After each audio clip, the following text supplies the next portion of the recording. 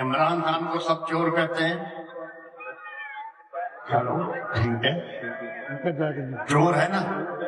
क्या किया है गुलशाखाना में? या इमरान खान से पहले जो लोग आए थे, प्राइम मिनिस्टर या प्रेसिडेंट, उन लोगों ने कुछ नहीं लिया गुलशाखाना से? उन लोगों ने गाड़ियां नहीं ली क्या गुलशाखाना से? जबकि कानूनन वो गाड़ियां ले ही नहीं सकते। तो सिर्फ इमरान खान चोर है?